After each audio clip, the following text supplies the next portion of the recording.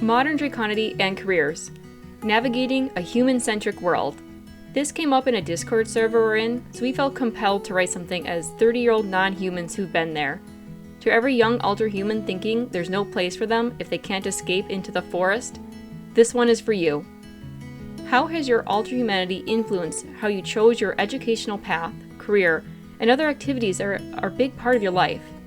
If you haven't thought about this before, take some time to think about it now, and brainstorm some future paths that you feel more excited about. As a system of 5 dragons, we're no stranger to draconic pride, instincts, and urges. But when you're out of fire to breathe, and you're just trying to get enough treasure to pay the cost of living, existing in our all-too-human world can seem impossible. Below is our personal journey and insight on how to balance being yourself with convincing humans to hire you. Who are we? Our collective name is Nova. Our collective pronouns are she, they. We are actually a cluster of 5 dragons masquerading as a person, aka the Discount Jadora system. We also identify as other vague and have a collective Hydra link type.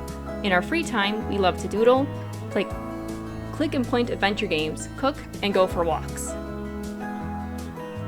We are a production coordinator for a local magazine. Basically, we are the middleman between the editorial and art teams.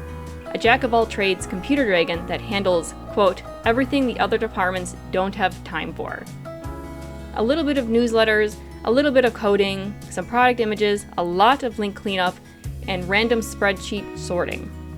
We've been at our current job for about 6 years now, and spent the first half of that commuting to the office, and the other half working from home. So we can give y'all tips for both the office and the home office. We love our job and see ourselves doing it indefinitely. Our coworkers are cool and creative. We have a lot of freedom on our schedule, and it plays into all of our strengths. But more on that later. So the too long didn't read for this presentation. Take a note from some overconfident dragons. Confidence will get you far. Even if you think your skills aren't advanced enough or whatever, we can almost guarantee someone else is willing to pay you real money to do it. Just look at us. Even more important than that is your willingness to learn new skills. That has single-handedly opened more doors for us than anything else. Our sections for this presentation are our backstory, setting goals, resume writing, office etiquette, and then some parting words of advice. Backstory time. In high school, we were a good student, but not top of the class by any means. Our only noticeable skill was making art on the computer. We were terrified of making a terrible decision and screwing ourselves over in the future. Everything we saw about art careers made it sound awful. Long hours, having to fight tooth and nail for positions, and we'd probably have to move to a different city. But what else could we do? How could we create art without having it be so competitive? So we went to college for art education. We figured our own art level didn't have to be at a competitive level, and we were guaranteed summers off. Teacher positions at the time could be competitive, but not like graphic designer positions. Also, we spent a lot of time in art classes with our high school art teachers. We looked up to them, and A, didn't know what else was out there, and B, we were kind of afraid to leave it. High school was the devil we knew versus the devil we didn't. A lot of other positions seemed either terrible on the surface or too far out of our league. Of course, the only positions we knew at the time were graphic designer, art teacher, video game designer, or freelance artist. So going to school for art education was a mistake. 3 years into our 4-year degree, we realized 2 things simultaneously. 1, the deep-seated feeling of dread about the future was a warning sign we should have noticed a long time ago, and 2, we can't do this anymore. We don't mean, okay, we'll finish the year and then pivot. It was, no, we're doing this right now. We're dropping all of our education courses right now, and we're withdrawing from the program. And we have to say this. If this is you right now, email your professors. Let them know. Don't just disappear. They're there to help you. When we emailed ours to let them know what was going on and that we were dropping their course, they worked with us so we could get at least partial credit. They also directed us to resources in other departments when we were looking to other majors. Also, they were a general source of emotional support and comfort. Our education courses changed to a miscellaneous minor, and our major became media design to be more computer focused. Remember, you're an adult now. While your actions may come with consequences, no one can force you to do anything. You can leave whatever, whenever, Jobs, social events, classes, anything. Remember, if you play stupid games, you'll win stupid prizes. So don't feel like you have to just, quote, tough it out. You might think of dragons as proud and arrogant, and you'd be right. We've mellowed out a lot over the years, but as a young adult, admitting something was wrong took everything we had. No one likes being seen as vulnerable, and we think as dragons, that's compounded by our species. There's an innate drive to appear strong and capable, whether it's to ward off rivals, impress mates, or stay in the good graces of other members of your group. For years, it was easier to keep going and maintain an illusion of everything being fine. There's no point in having a hoard of items you hate, like there's no pride to be had in building a life you don't want.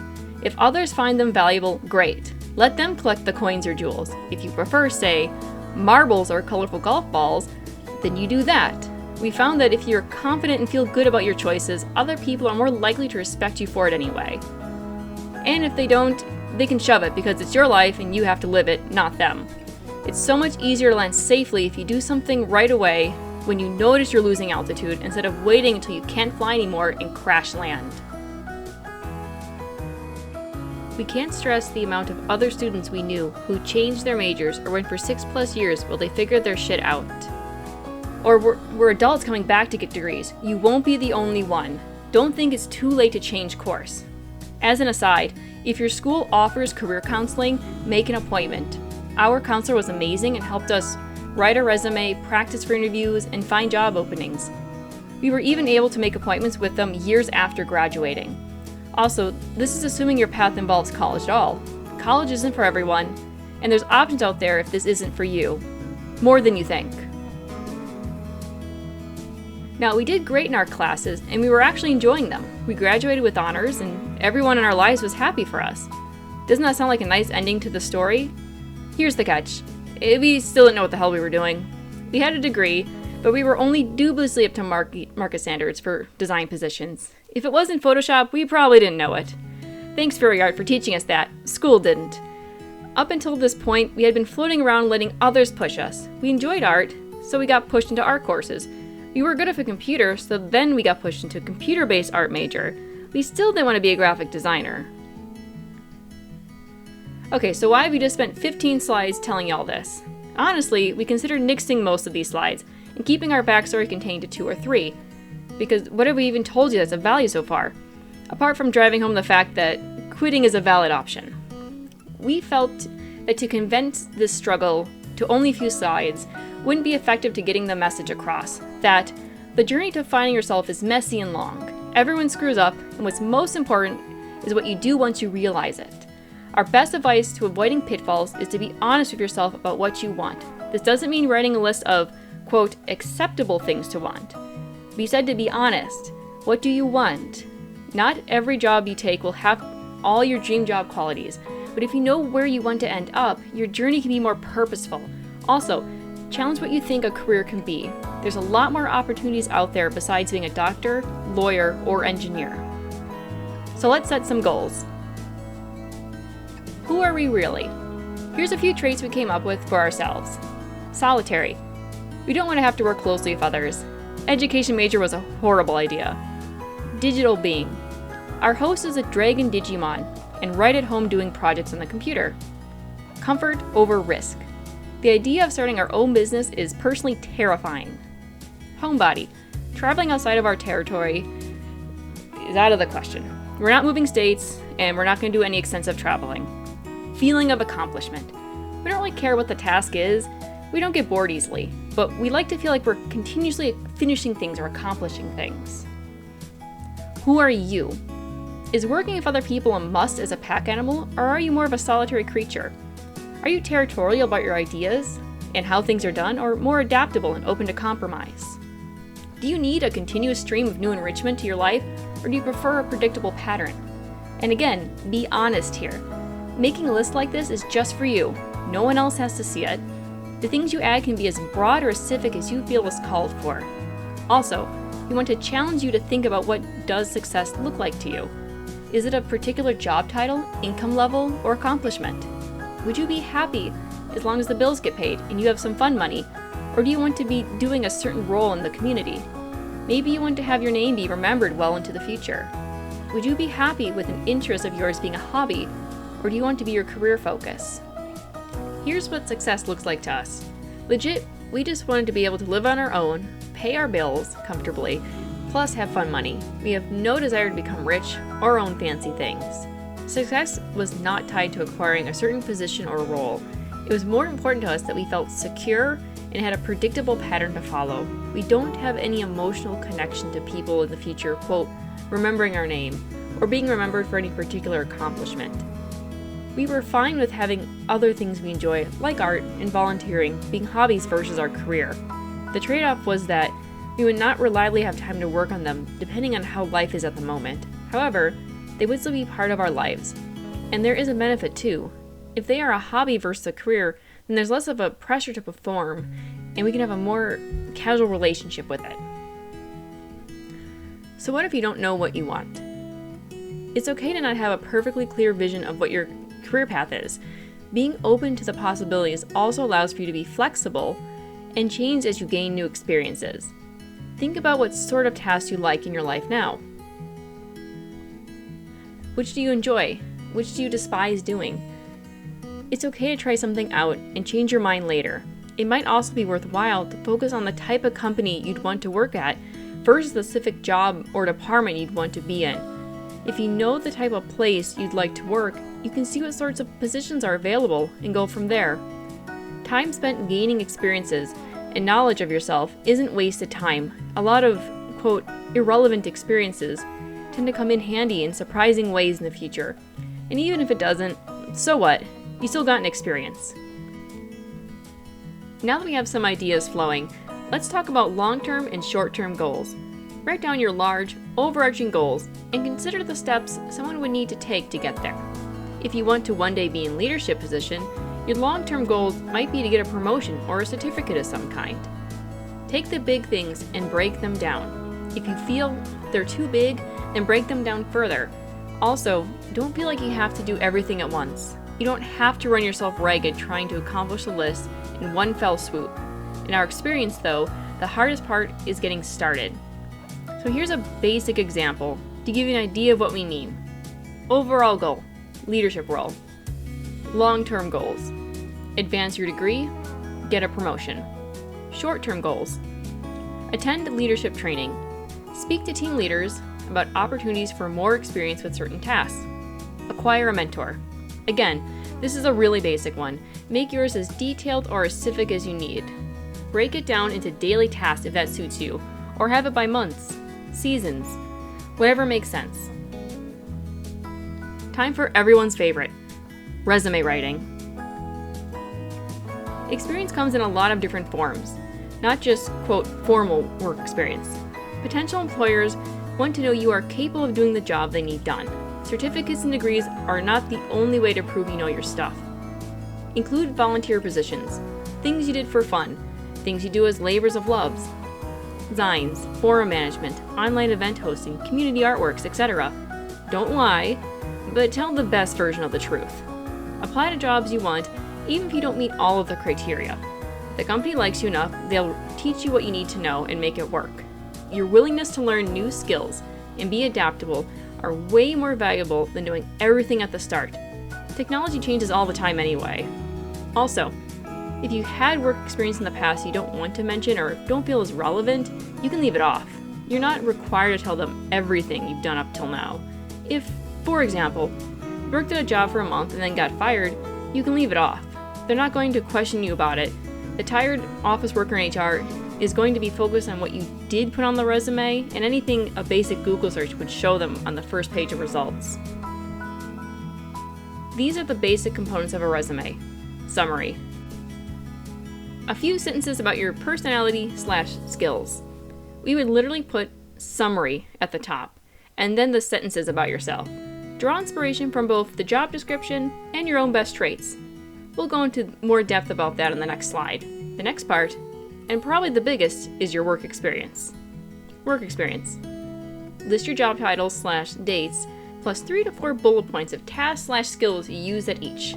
This does not need to be only formal work experience, but volunteer work and things you did for fun that are relevant. Third, additional experience. This is a good area for things like awards, one-off experiences, or anything that shows you're a good character, but isn't worth putting as its own thing. Rules of thumb to include. Keeping it to 1 page. The world won't end if you make it 2, but do your best to keep it to 1. Make sure information is easy to read/find.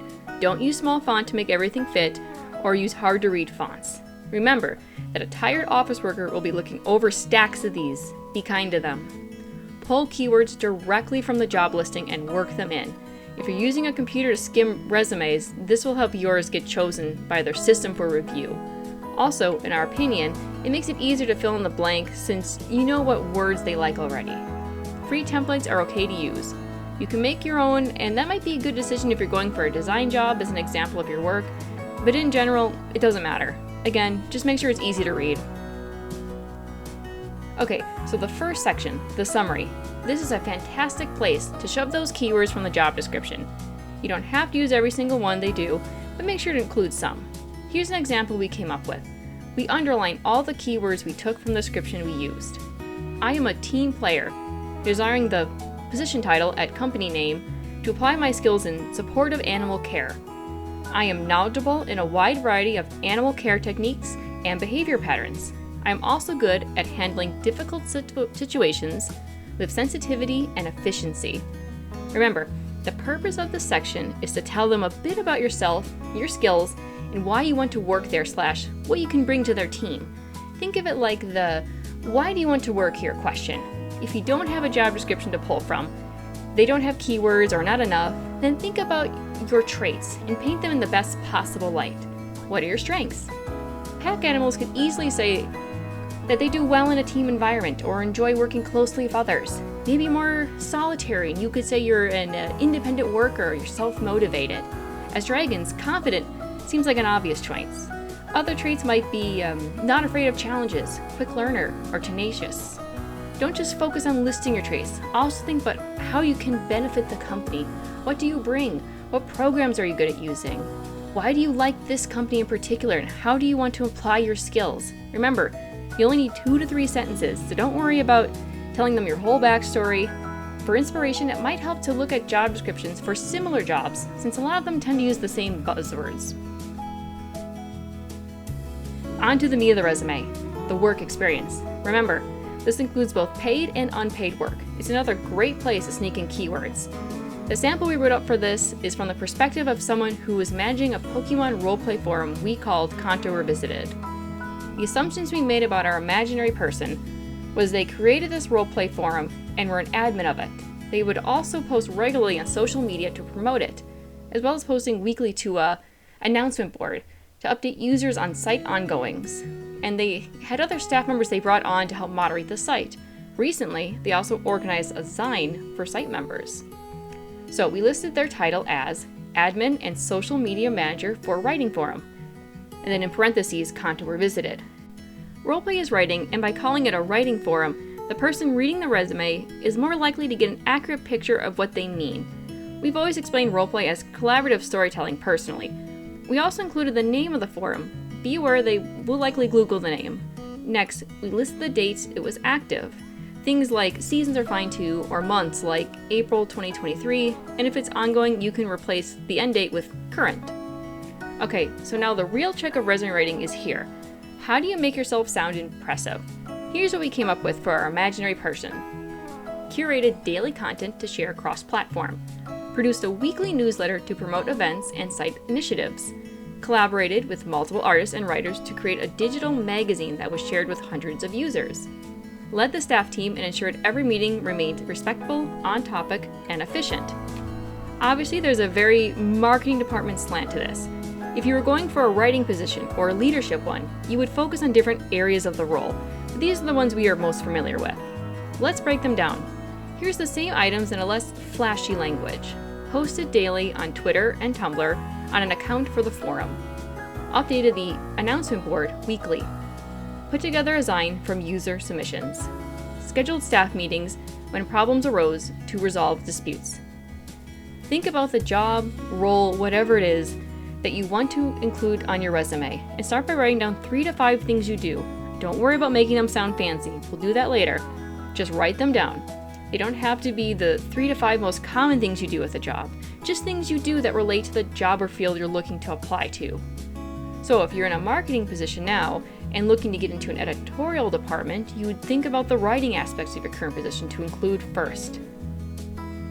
Going back to animal care examples from before, maybe you cleaned dog kennels, helped restrain animals when they needed their nails cut, helped out the receptionist on busy days, watched dogs while they were out in the yard. Next, write down the buzzwords from the job listing you're planning to apply to. If you don't have a specific one at the moment, glance at a few listings from jobs in the field you're considering. Notice what words keep popping up and write those down.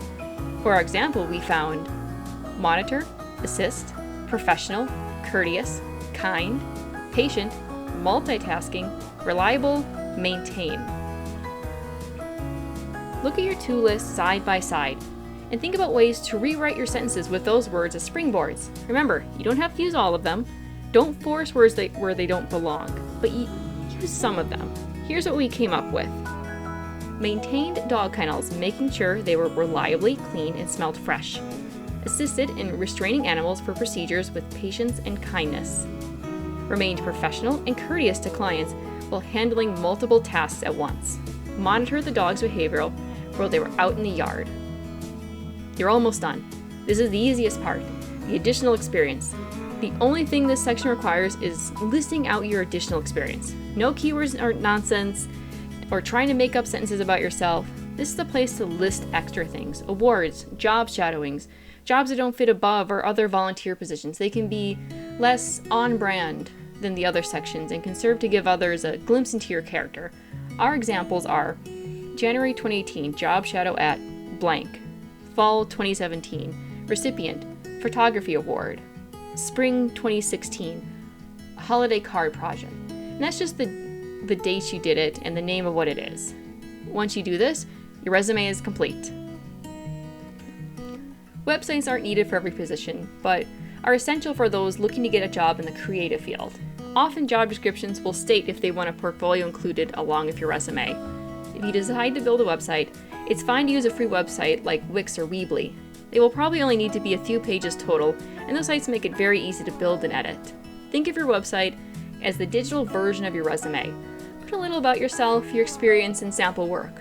Like with the resume, you don't have to keep all the examples strictly to things from paid positions. In your own portfolio, we've included ads we made for Pokemon Roleplay Forum, and they've gone over well.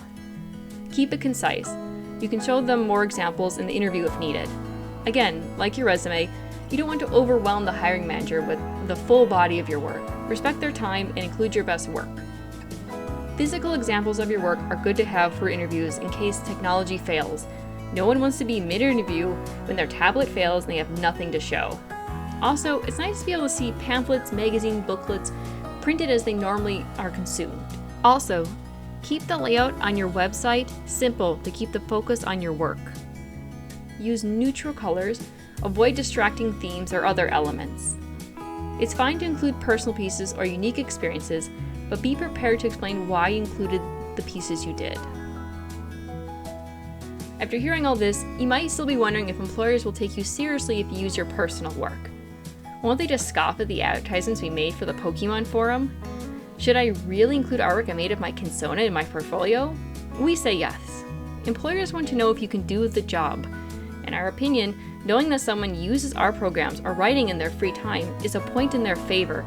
It shows they're passionate about the field. Yeah, it might be a little weird, but you might get some basic questions about what some things are. A lot of older adults might not recognize certain characters or franchises.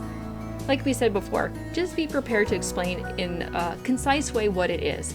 As an example, if they don't know what a Charizard is, politely tell them it's a dragon character from a popular game franchise called Pokemon. There's no need to go deeper than that.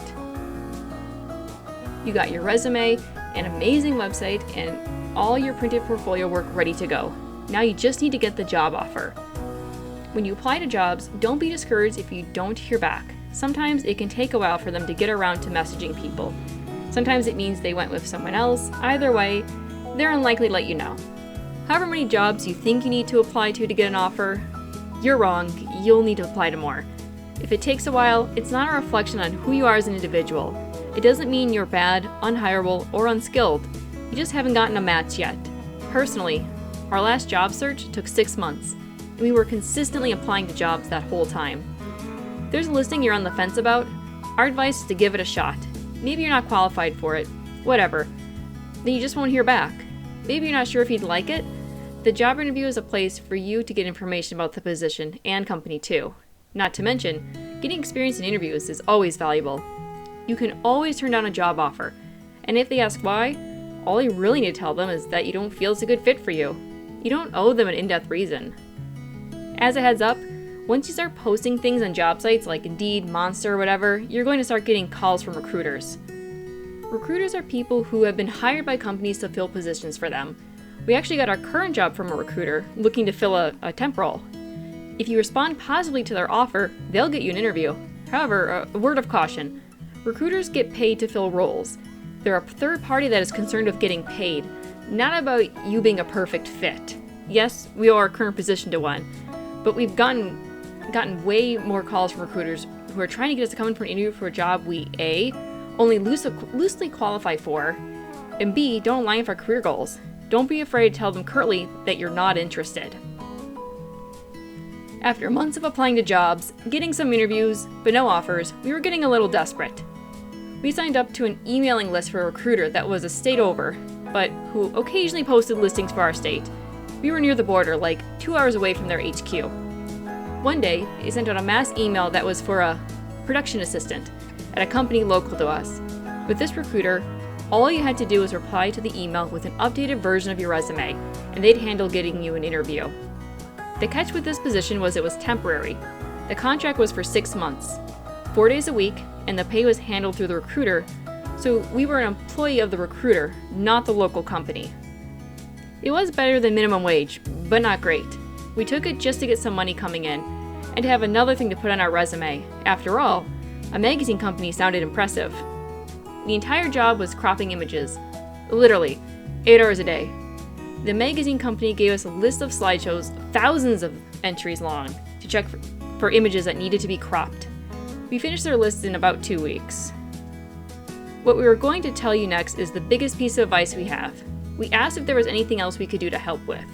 Asking coworkers, especially from other departments that you were interested in, if there's anything you can do to help them out, it can open so many doors. Or if you notice a specific task you could help out with, you could ask if they'd like if you did whatever that task is for them. There's always work that needs to be done that others don't have time for. Turns out, that became our entire career. We started doing all of the miscellaneous tasks no one else had time for. When another department had someone leave, we asked if they would like us to cover newsletters for them. Even if your coworkers don't have tasks for you in the moment, if they know you have spare time, they'll remember that. It makes you look good as an individual and helps you get more experience doing new tasks. If you don't know how to do a task, ask them to show you. With the prospect of someone helping them out, they'll definitely show you. They'll be willing to. Never underestimate how valuable a skill your willingness to learn is. There's another thing that can open up doors for you. It makes you look good, and you'll be surprised at the things you can do once you put your mind to it and allow yourself to believe you can. Over the months, we got on good terms with our coworkers, and we're doing a lot more than the company originally intended for us. And they offered us a full-time position. That was 6 years ago, and we've more or less been filling the same role ever since. The tasks and goals change, but we're still the dragon that handles the digital tasks no one else is covering. Office etiquette. The number one rule is to not be a jerk. Be respectful of your coworkers' time and space. Y'all have to exist together for 8 hours a day. Try not to make it harder for anyone. For example, put on headphones when you listen to music. End scheduled events on time. Don't start them late. And do not contact coworkers after hours. Other people's property are not, quote, common space just because you share an office. Don't take their mugs. Don't take your personal problems out on others either. We all hate them, but we can guarantee you'll run into them. Icebreakers. Even at our current job, where we've been for over 5 years, we recently had to be a part of one. As a new employee, if you're not part of the formal icebreaker meeting, there's still a chance coworkers will come up to you and ask you about yourself regardless. Our advice is to come up with 2 hobbies/interests, plus 1 interesting fact about yourself that you're willing to share. That should get you through 99% of icebreakers, or the get to know you newcomer meetings. It's best to have at least a few ideas in mind before you start, so the questions don't catch you off guard and you're left with whatever your brain can think of on the fly. Some interesting facts examples include pets you have, languages you speak or are learning, your favorite food, trips you took or are planning to take, your favorite genre of movies or books, literally anything about yourself. Don't worry about it too much. They're just trying to get a feel for your vibe. Here's our hobby/interesting facts. We like tabletop games, we're an avid geocacher, and we own a parrot. So, when it was our turn during the icebreaker, we said, "Hi, my name is Nova. I work as a production coordinator in the marketing department. When I'm not on the clock, I spend my time hanging out with friends playing tabletop games or geocaching. An interesting fact about myself is that I have a parrot named Kiwi." Here's 2 more examples. "Hi, my name is Example. I work as an intern in the marketing department. My favorite place to be is on the couch with my cat watching rom-coms. An interesting fact about myself is that I like pineapple on my pizza." And here's a second one. "Hi, my name is Example. I work as an editor on the editorial team. When I'm not in the office, I can either be found going on hikes in the woods or on my computer studying Japanese. An interesting fact about myself is that I'm planning a trip to Japan next year." So you survived the icebreaker, but now on to the next hurdle, small talk. Your coworkers want to get to know you. This is probably how they're going to do it. Be prepared.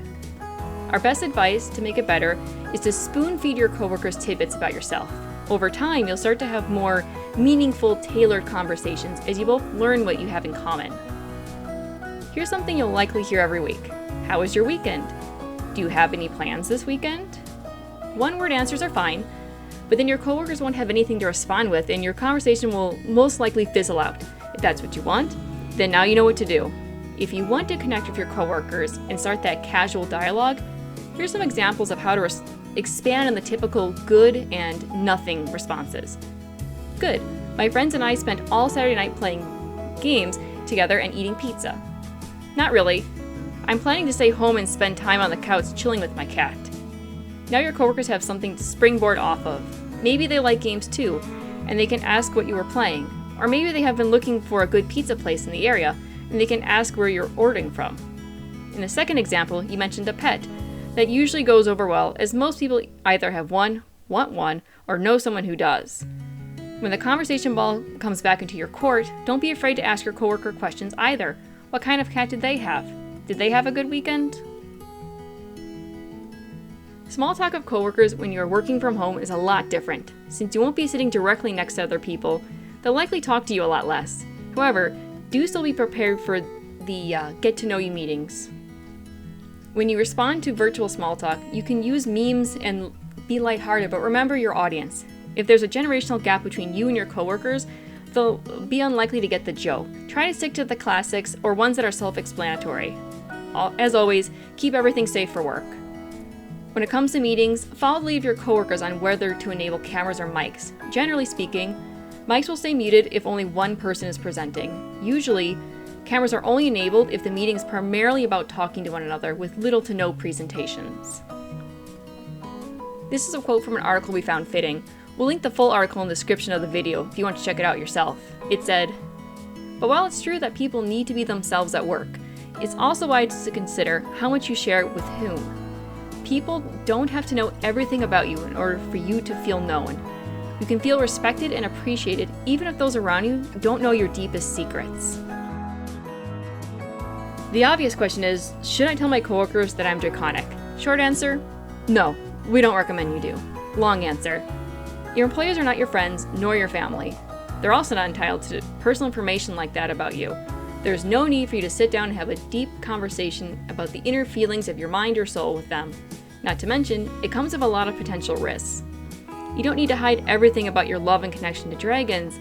We only caution against you getting into the nitty-gritty of your identity and labels with employers. They are unlikely to understand, and it's unlikely to matter in a professional relationship. Another quote from the Fast Company article we mentioned. Overall, be selective about what you share, with whom, as well as when and where. You can always share more, but you can't share less. So being choosy about what you divulge is a very good idea. What should you share? It depends on your relationship with your coworkers and your comfort level. Also, we all have different experiences. What works for us might not work for you. In general, start slow. Trust is built over time. Reveal things one layer at a time. Think about the impact of your openness from others' point of view. Remember, there's a chance of them repeating what you tell them to others. We personally just tell others we're a furry and what animals we feel a kinship with. That's it. We don't feel any need to get more in detail or corrective our terms than that. Most people will understand what dragonkin is, but they most likely can understand aspects of it. For example, loving dragons, feeling like they represent you, wanting to have images of them around you, and wanting to consume media that includes them.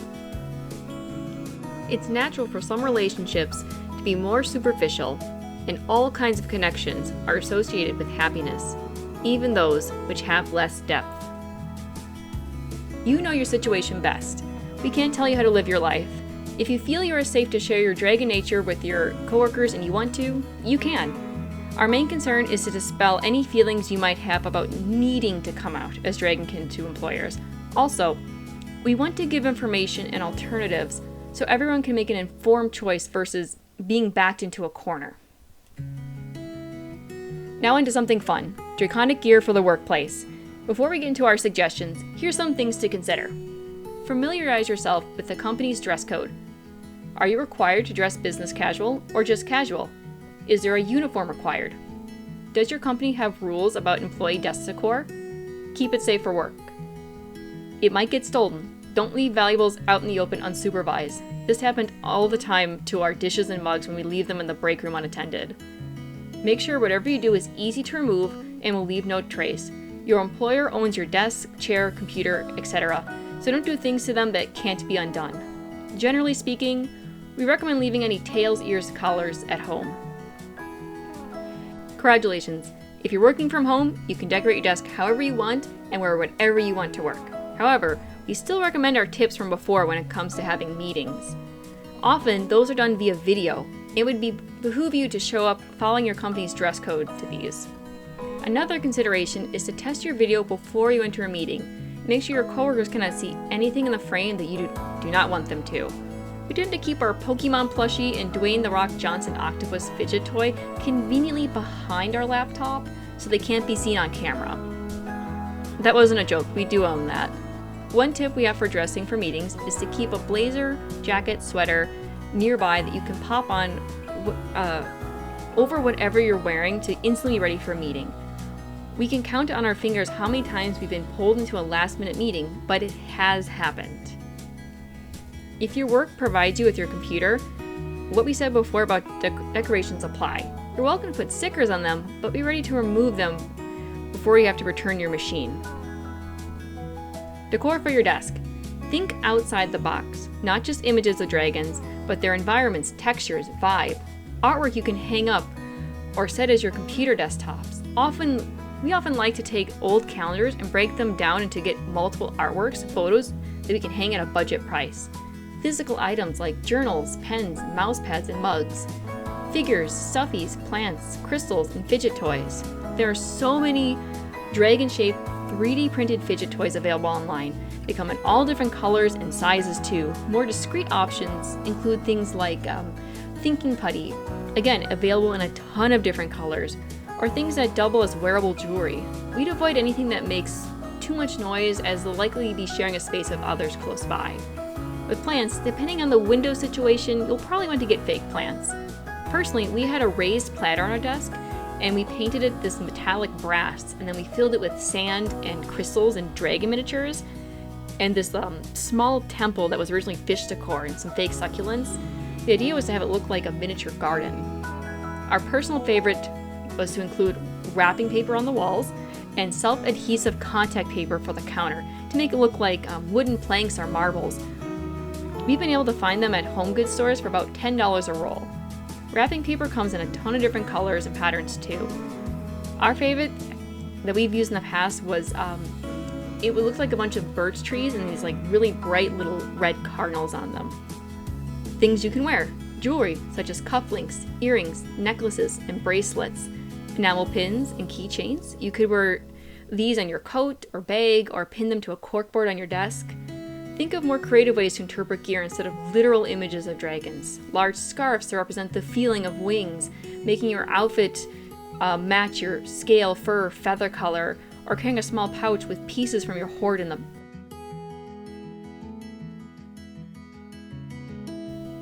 What do I do if I need to get away? It happens. Maybe you get some sort of kinship that's too distracting to ignore, you get overwhelmed, or emotions well up and you need to get out.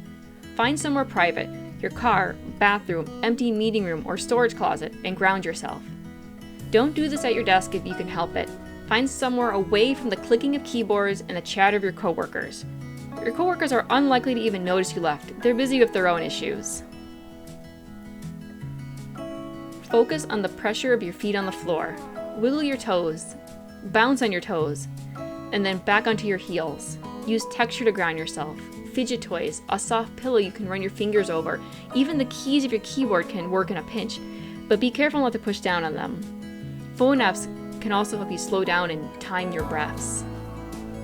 The 5, 4, 3, 2, 1 grounding technique.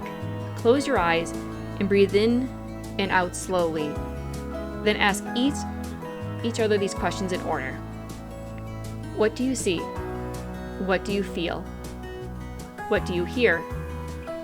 What do you smell? What do you taste? Dealing with daydreams. It happens. You get bored or frustrated and your mind wanders to something else, like what your kin type would prefer to be doing or how you would prefer to deal with what's frustrating you.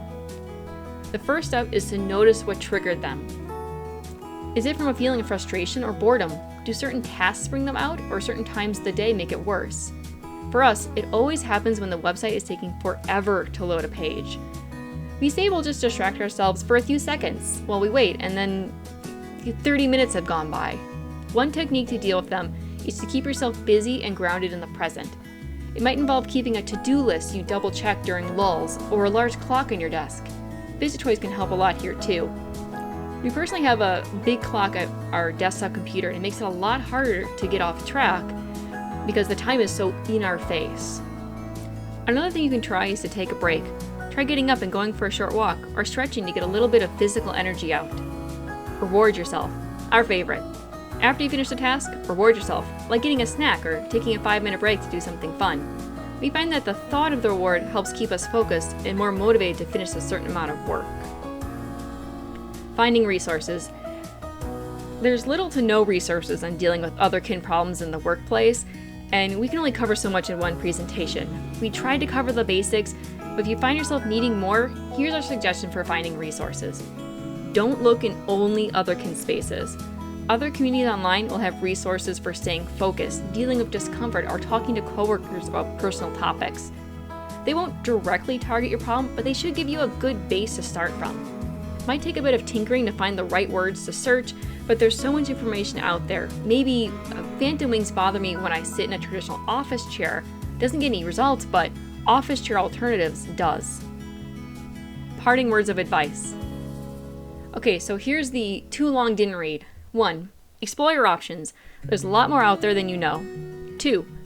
Set honest goals for yourself. What do you want from your life? What does your ideal life look like? What does success mean to you? 3. Think outside the box on what could be a resume-worthy experience. 4. Take time to get to know your coworkers and them you. Be thoughtful on how much you wish to share and with whom. Getting started can feel impossible, like there's no place for you in the world, but by doing everything a little bit by a little bit, eventually you'll look back and realize how far you've come. It can be really overwhelming when everything feels like it's new and changing all at once, but as you get into the groove of how things operate, it'll get easier. Now it's your turn. We don't want to be the only ones talking about Draconity and careers online. When you're first starting out, it can seem impossible to get your footing, but a lot of us in the community have done it. We can only share what our perspective is, so we want to hear yours. The more stories we get out there, the richer a resource it'll be for the whole community. There is a place for you in the world, even if it doesn't feel like it at the moment. Things do get better. How has your altered humanity influenced how you chose your educational path, career, or other activities that are a big part of your life?